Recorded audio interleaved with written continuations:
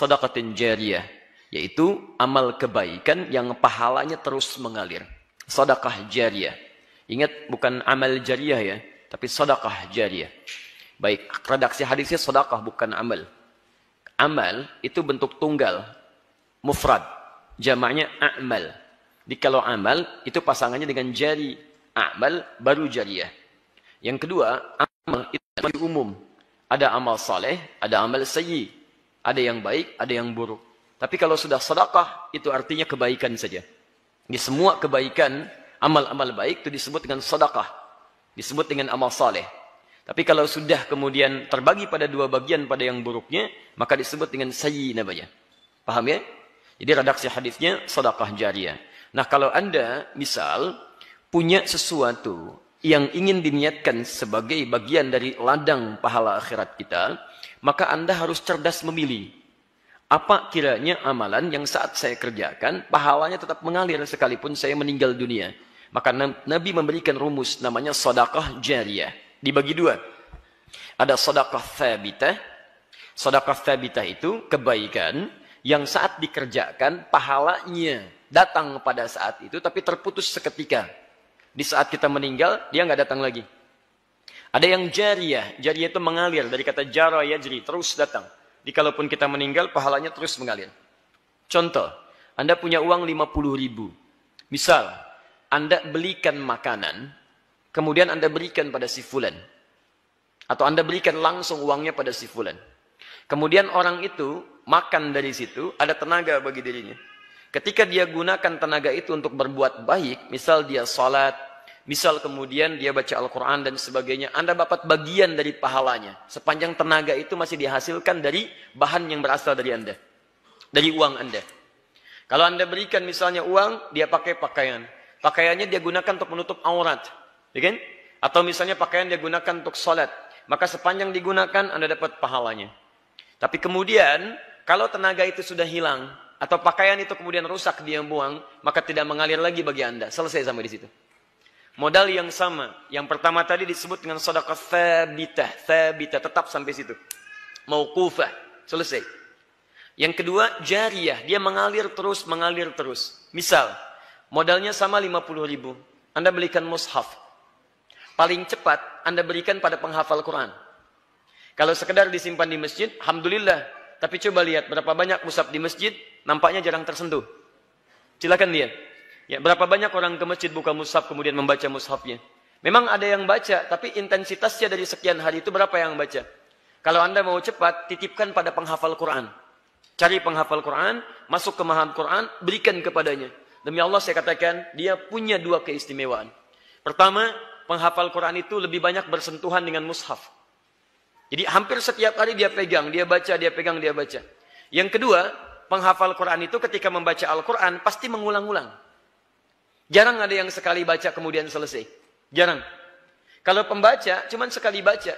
Alif Lam Mim. Dzalikal kitabu la raiba fi hudan lil muttaqin. Pembaca. Tapi penghafal Alif Lam Mim. Dzalikal kitab, dzalikal kitab, dzalikal kitab.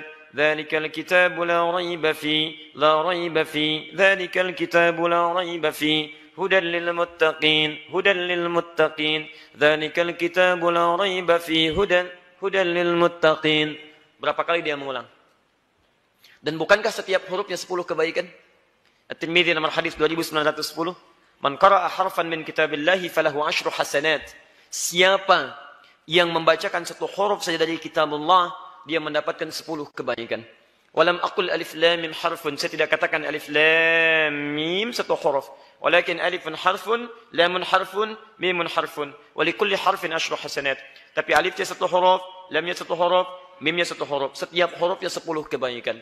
Dan berita baiknya, karena mushafnya berasal dari ikhtiar Anda, maka berlaku hadis Muslim nomor hadis 1893. Man dalla ala khairin falahu ajruhu mithla ajri man fa'ala bihi min ghairi an yankusa min ardi syai'. Siapa yang memfasilitasi pada kebaikan, man dalla ala khairin falahu ajruhu mithla ajri fa'ili, maka dia mendapatkan pahala seperti orang mengerjakannya. Min ghairi an yankusa, tanpa dikurangi Ya, tanpa dikurangi min ajrihi syai, sedikit pun dari pahalanya. Sama persis. Jadi kalau dia baca sehuruf, Anda dapat bagian pahala sehurufnya. Bisa nggak Anda bayangkan, modal 50.000 diberikan pada para penghafal Quran. Baca, baca, baca. Begitu dia hafal, mempraktekkan hafalannya, Anda dapat pahala juga. Karena dia menghafalkan itu dari wasilah mushaf Anda. Kemudian yang paling menarik, sudah dia hafal, dia pinjamkan mushafnya pada yang lain. Ayo silakan baca. Modalnya sama, 50.000, tapi terus mengalir, mengalir, mengalir.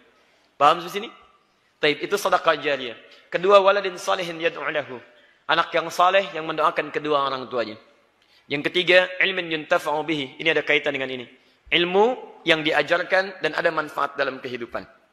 Maka tatkala guru ini mengajarkan dengan penuh keikhlasan, bermanfaat ilmunya, maka setiap murid yang mengamalkan, Masya Allah, berapa tuh limpahan pahala bagi guru-gurunya.